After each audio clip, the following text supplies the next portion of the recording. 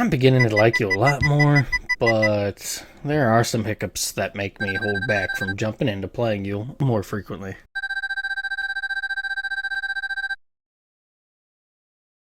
The game may have been developed in 3 months. Great. That's pretty good accomplishment in that short of time. It took all those lessons from X and from the 6 games before and applied them. Bosses react to some different weapons. Parts of stages can be interacted with for secrets. Secrets are abound. Even mini-boss offers different directions if beaten in different ways.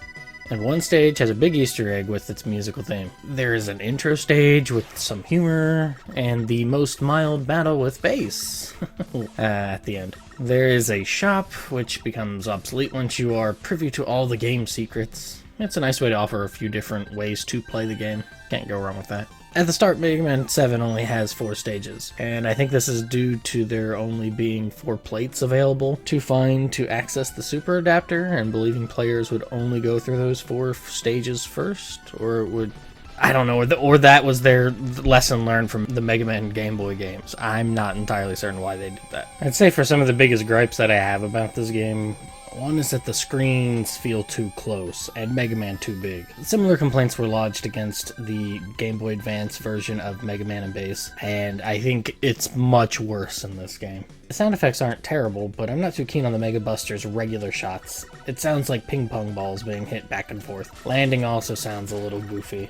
Also, to throw it out there, the Buster shot is a bit nerfed, but some may prefer that, though those regular shots move like a filled glass of bourbon sliding across a bar. Much like Mega Man 8, movement feels slow, which I believe is due to how oversized everything is in this game. Mega Man X kept the proportions pretty much on point, but added nifty moves. However, with 7, they degraded and pivoted to try to show itself as different. And like I said before, this game took good notes on the games before its release, but it is a bit of a court divided with parts of Mega Man X aftertaste and the Blue Bomber's own legacy to carry.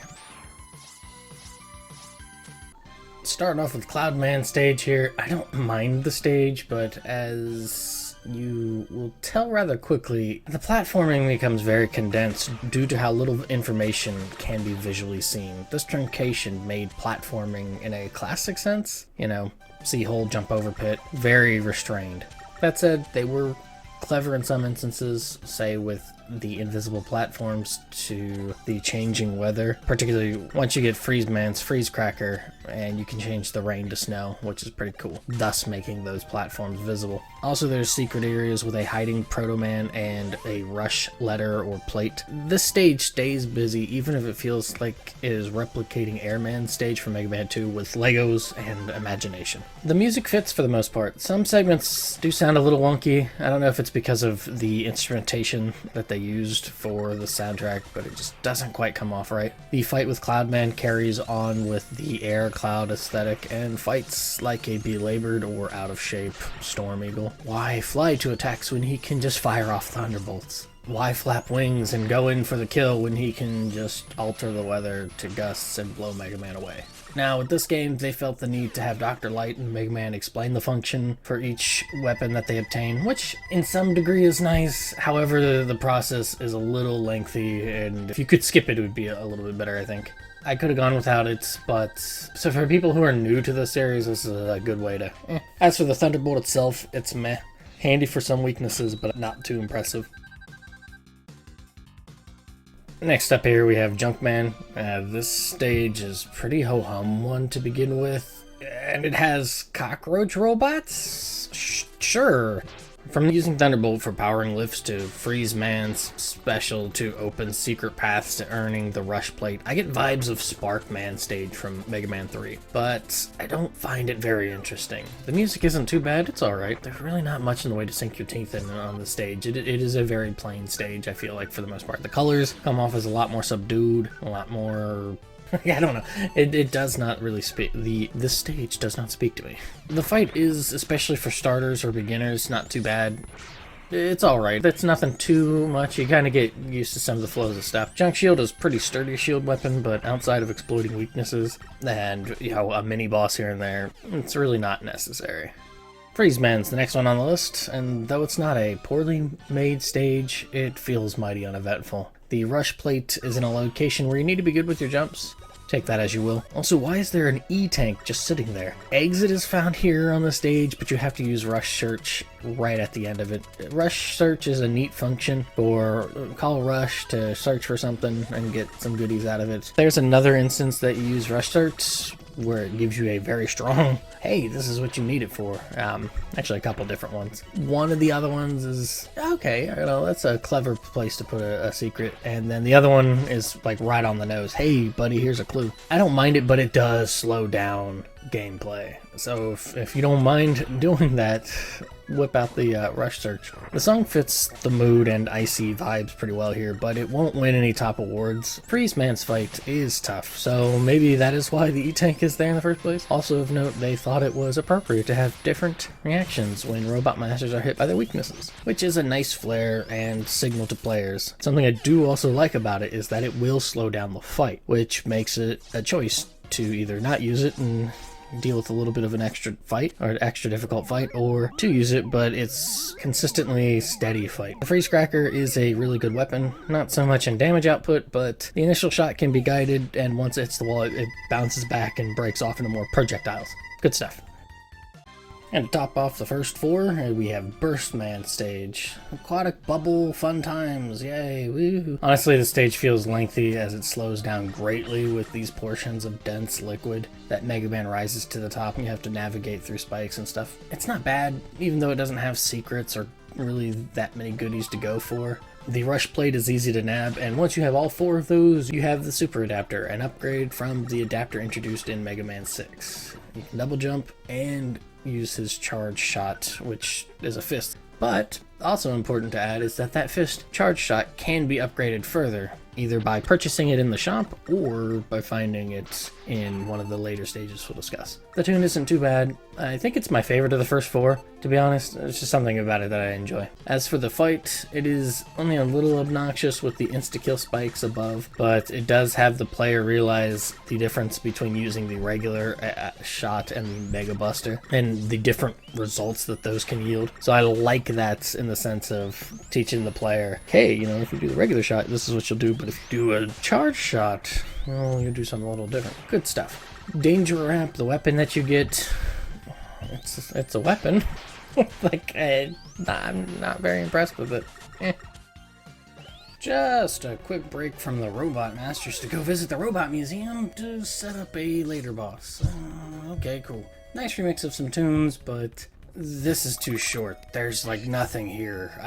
I mean, I get it's supposed to be a museum. I don't know.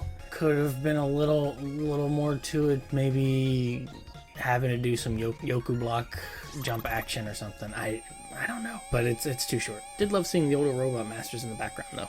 As for the fight itself,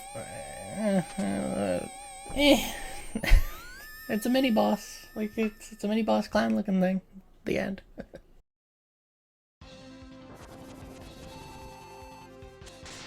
After that little break, we are introduced to 4 more Robot Masters, and first up on our list is Slash Man, which stages a Jurassic adventure. Well, that's kind of nice. At the beginning, it gives me vibes of Super Mario 2, the US version.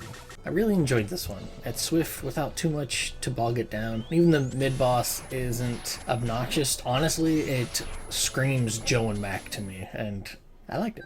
The music is pretty enjoyable, and Proto Man gives a clue on a secret that is located here, which is to burn down the forest and reveal ladder to obtain beat. It's gone from persistent attacker to assistant who pulls Mega Man out of pitfalls. I don't hate this change, because, you know, you do get all these weapons and you get all these different ways of attacking. Having something that's a little bit more helpful in that front is, yeah, it does make the game a little easier in that front, but it is nice to get something that's a little bit different, so I think it's a good change. The fight is something. I hate the goop that falls and disarms Mega Man. I always seem to run into it. I just have really bad reflexes in getting out of it, because the top of the stage is lowered, so it's hard to see. That or I'm just getting old. The Slash Claw, while it makes sense as a weapon, there's really not much to it. Not a very impressive weapon.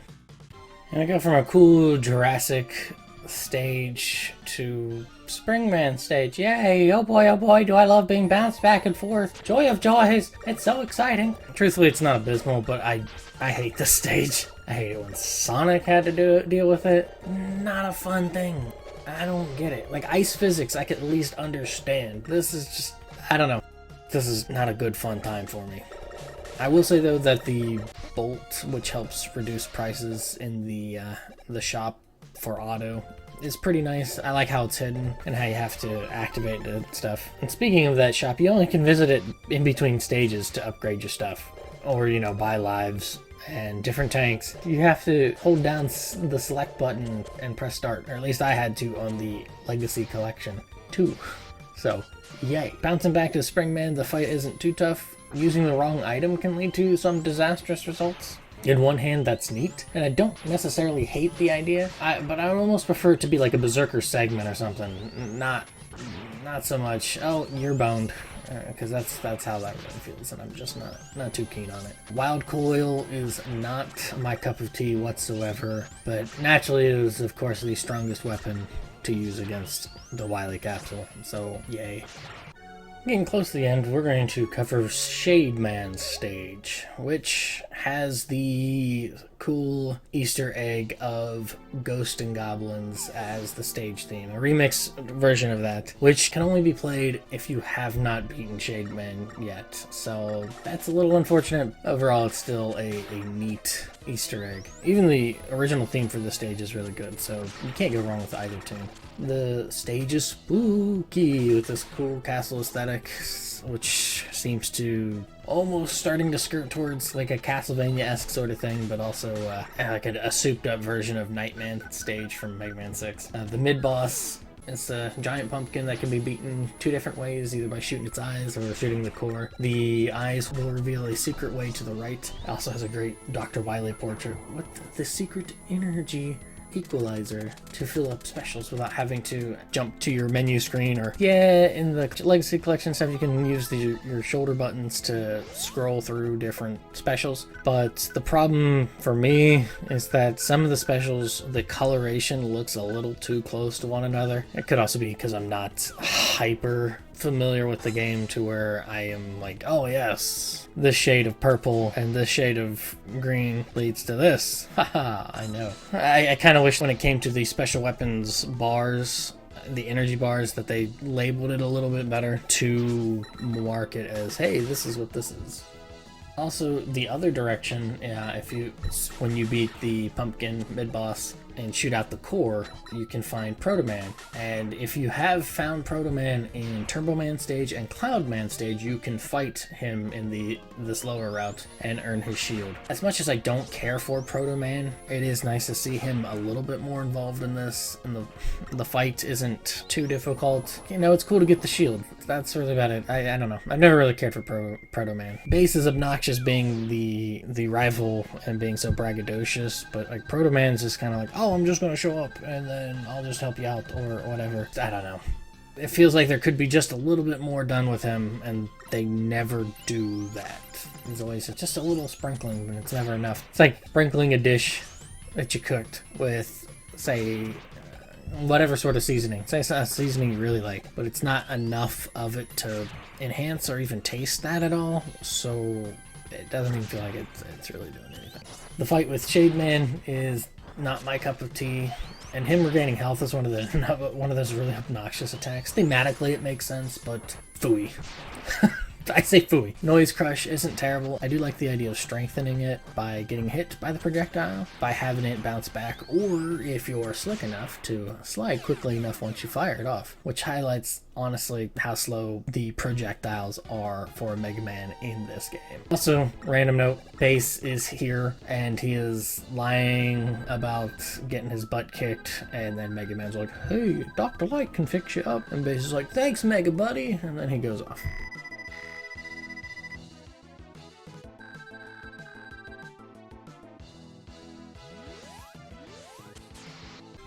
Vroom vroom, last stage we got here is Turbo Man's. The tire section early on is kind of rough, at least for me. I don't hate it, but it can get pretty obnoxious pretty quickly. Proto Man is hiding here, in a really sneaky spot. With the other ones, it's a bit more apparent, but his is, on this stage is pretty sneaky. I guess Shade Man's is also, it's at least lends itself a bit more, where this other one, the clues for him being there are on the periphery.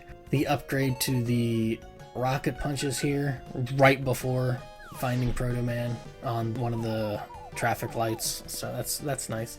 The punch is also really nice. Now instead of just firing 5 pixels out ahead of him, it'll actually home in for the most part. Sometimes it'll home in on projectiles that it can hit, which will goof up. However, this is pretty handy against base later on. The car garage aesthetic is fine until you get this random part that you fall through that nobody asked for in revisiting Quickman Stage's beams, except for with fire. It's not too lengthy, and it comes out of nowhere. The fire thing can sort of make sense, but then it would be like, well, it should be more for Junkman Stage, but Junkman's already got these pools of lava and stuff where, I don't know, I get it, combustion, gas, vroom vroom car, but just that short bit right before you fall into a semi, and then you ride the semi for a moment until you have to shoot it to stop. It's almost like they really didn't quite have an idea what to do for that last eighth of a stage. So they're like, just throw this in. The song is not bad, but not my favorite. And the fight is annoying. I only say this more because I don't like the burn animation. I mean, it's a nice little touch for Capcom, because that's what Capcom does and stuff. For myself, I'm not a big fan of it, because it just lasts so long. And it's one thing to get penalized when you get hit by something and then fall into a pit or something like that. It's sort of the repercussions of having platforming and stuff. Where this just feels a little out of place and a bit more frustrating in that regard. Also, I played this game with headphones on, and the audio is stereo. I don't know if there's really a way to necessarily change it, and I cannot hear out of the right side of my head. So when he is revving up his engine on the right side of the screen, I literally cannot hear it. I have to guess. So that's more of a personal thing on my point, but not too keen on that. No, really not. Scorch Wheel is another shield weapon, which is kind of weird to have another one, and honestly, I don't really care for it. So another strike against this game with the Robot Master weapons. But they're not all bad. Anywho, after all 8 are cleared, there is a short scene. Base has wrecked Dr. Light's laboratory, and it is now time to assault Dr. Wilys Castle. 4 stages, 4 themes, 2 fights with Base, and yeah, so stage 1 is probably the best, or one of the more challenging, with the lights turning off while standing on certain platforms, as well as portions of the floor. This is what I like to see, is to come up with clever ways to make things a little bit more difficult. You would see us all throughout the earlier Mega Man games, this light off and on sort of thing. I can think of Shadow Man and Bright Man doing similar things, except for they are incumbent on other robot baddies to take care of and stuff. And this one, though, it is all dependent upon yourself. I love it. Fantastic. Now, the music, yeah, they all 4 have different stage themes, which is pretty nice. Stage 1 sounds like they just wanted to tip their cap to a Ghost House theme from Super Mario World, but it is a slick tune. The fight with Base here for round 1 is kind of It's too tight of quarters, I feel like. I don't know if that was any intention or whatnot, but As for the boss, Gutsman R is tough without using his weakness, but not impossible. Stage 2 is rather uneventful, as it's pretty easy to blitz through. The last fight with Base here is a really fun one, an enjoyable one. It's really, you have a lot of verticality available to you. So, you slap on the super adapter and have a really good fun fight. This is how it should go. This is how these Base fights should go. Not like the beginning of this game, nor with Mega Man 8. The boss for this stage is easy, and for the tune, it is groovy like Michael Jackson. I dig it. I don't know if it quite fits for the best potential to drive a player forward for the final fights, but it is good. Maybe if you flipped the 2 or something. I don't know, but I like it, but I don't know if it quite fits. Stage 3 is more in line with the proper Wiley stage, more Yoku blocks, which had like, what, 15 or so in the whole game? They were pretty sparse with the Yoku blocks this time around, and I think that harkens back to what I've been saying about how everything is a little bit more condensed because of how close the screen is and how big Mega Man is. It really forces there to be a lot less to deal with, and I think that also helped them get through, hey, you know, getting through this within 3 months to make it. Just some theories. I will say this, it's easy, and the boss isn't too difficult either. The tune is great. A great, fantastic tune. They really hit it out of the park on this one. Stage 4 is just a vertical bit. Good tune, rematch fights, which leads to a short respite before the Wily Machine and Capsule fights. The machine is fairly easy, and the tune is meh. Then we get slammed by a crazy tough capsule fight. The game hasn't been that difficult. A little portions here and there that are tough. You know, some of the Wily stage being, particularly stage 1 compared to the other ones, having some rough spots. But this is rough. Only the full charged Busher Shot, the Freeze Cracker, Wild Coil, and a charged Rocket Punch from the Super Adapter will do any damage. And the Wild Coil, only when it's charged, will do 2, everything else does 1. And he can do a bunch of different damage, and he also always shoots out 4 different projectiles, which either can be fire, ice, or electric. The fire one gives you the long animation of, you know, taking damage from getting the Capcom fire. The electric one is probably the easiest one to contend with, while the ice one will freeze you, and then you get hit by a second round of projectiles that he shoots.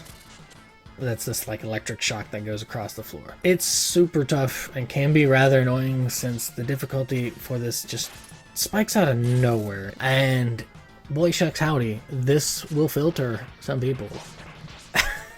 Like, this is a really easy Mega Man game, but that final boss fight will filter out a lot of people. And yeah, the advice I can give for it is buckle up, don't be aggressive, and you can win out. I will say this, it's a good tune, which always helps. At the end, the credits gets this cool walk-off as the fire rages behind him, and in his cold steel heart, as Dr. Wily pulled the Rules of Robotics card on him. Ending credits theme is also amazing.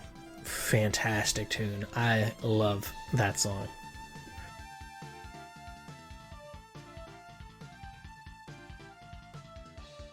Overall, there are pieces here, darn good pieces, but they don't fit well enough to make this game pop. I don't think it's one of those that makes the best use of all at its disposal, and I think that comes to how out of proportion everything is. Maybe it's just me, and some people don't feel this at all, but those screens are just way too small. This would work well or be excused if it was one of the Game Boy games.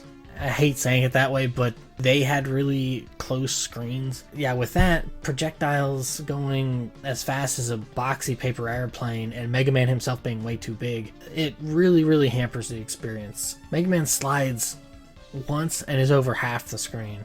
The special weapons are meh for the most part, where the Super Adapter shines. Unfortunately, Rush is mainly regulated to sniff and search, which is pretty sad, because I like Rush a lot. Like I said, I don't hate it. There are some things about this game I do like. I honestly, when I first played it, I disliked it about as much as Mega Man 8. It was getting kind of close. I've slowly grown to appreciate the game a little bit more as time has gone along. It is one of those where it is way too easy up until the end, and for some people, they won't like that. I feel bad. I reflect and think back as a child how upsetting that would have been, because for myself, I owned Mega Man 1, 2, 3, and 4 as a kid, and I can definitely think of times when I would get to, say with Mega Man 1, all the way up to Dr. Wily Stage 1 and not realize that I needed the magnet beam. Not quite the same, but yeah, and then to get it and then get completely slapped by Yellow Devil over and over again. It's a very sad, very sad times. Sad times. But yeah, it is slowly clawed higher up and into my heart. It still has a ways to go to contend with the next rung.